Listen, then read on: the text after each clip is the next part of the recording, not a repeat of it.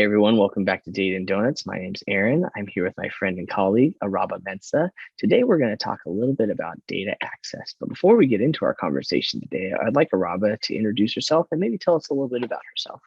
Go ahead, Araba. Hello, my name is Araba Mensa. I'm the Manager of Student Services and Partnerships at Coastline College in the Military and Contract Education Department. I've worked at Coastline for about 14 years now, all the while in the Military and Contract Education Department in different capacities. And, I love being a part of this Coastline community. It's been really awesome. Excellent. Well, first of all, we're glad that you're here. Super helpful and just amazing what she does. And so we'll get into it. The first question is, why is having access to data and information important? And you can give examples if you'd like. Okay, well, data gives you the ability to make informed decisions about how students are doing. And that information you can use to identify opportunities to improve the student experience, as well as opportunities to improve operations. And it gives you opportunities to pat your team on the back when you guys are doing some really awesome things and getting some great results from it. And students are passing their classes and having a wonderful experience and getting helped along in their educational journey. I would say data really kind of takes a little bit of the guesswork out of making decisions, because you can kind of get a big picture view of your student performance or your student experience, and then you can make decisions in strategic fashions based on that data. And sometimes when you're assisting a few students at a time, you get one picture of what a problem might be. But when you look at the data as a whole and look at the whole student body, then different trends emerge. So I found that that's very helpful and insightful. There have been times when I was sure that a problem existed in a particular area, but then when we looked at the data, it's like, no, that's not really a problem. Actually, the problem or the focus needs to be on this other area. So that's what having access to data and information has really empowered me and my team, my department, and the decisions that we've been able to make. Excellent. And you brought up some really good points, because a lot of the times, we have a lot of observations, interactions, and then sometimes, and I'll speak for myself, my mind goes straight to scale. Is this the scale? This is the standard. And sometimes it's just an anecdotal or a one-time occurrence. But I think one of the things to think about is, having or not having data. And when you don't have data, or when you do have data, how does that impact your work? Well, when I don't have data, I basically have to gather my team and we have a conversation about what we think is happening. And so, we're kind of collecting data indirectly, not from the people who are experiencing it, but from the people who are in the trenches, the people who are interfacing with a lot of the students on a day-to-day basis.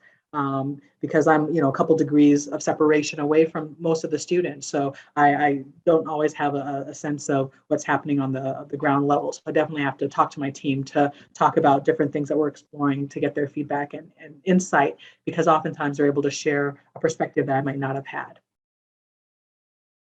I think that's a really good point. And I really like how you really pointed to the fact that you were always collecting information directly, formally, informally, and how do we have a more educated approach to, or an informed approach to, the decisions we make. So I think that's just a great takeaway for our colleagues, because a lot of times if the data doesn't exist, what do you do, right?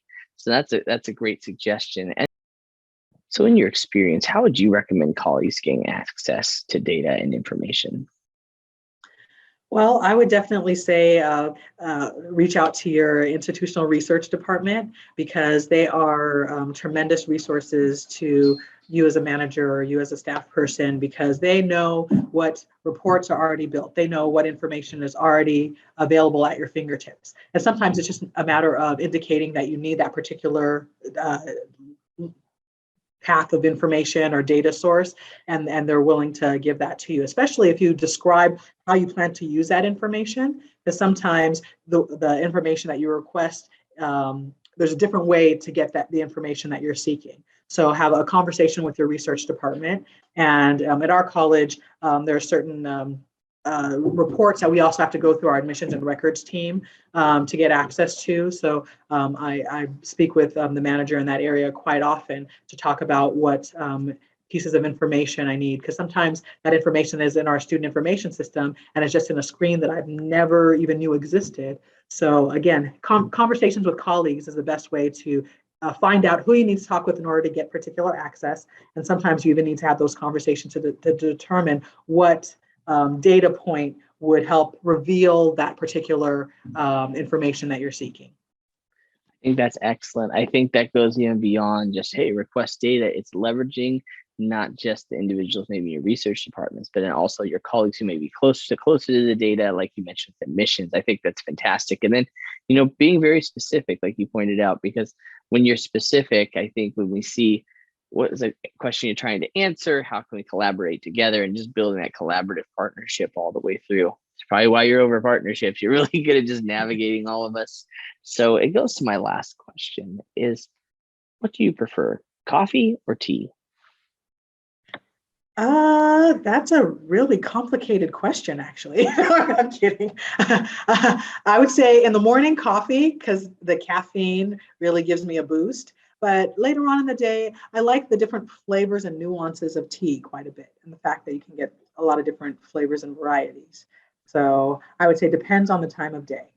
I think that's a great answer. That's a really good answer because, I think about myself like at midnight, is it tea, coffee, or probably water so I don't stay up? So that's a good point. So excellent. Well, Araba, thank you so much for hanging out today. I really appreciate your insight and your suggestions, and we'll look forward to hopefully meeting with you again on our upcoming episodes. So Oh, thank you for having me. This has been fun. have a great one. You too.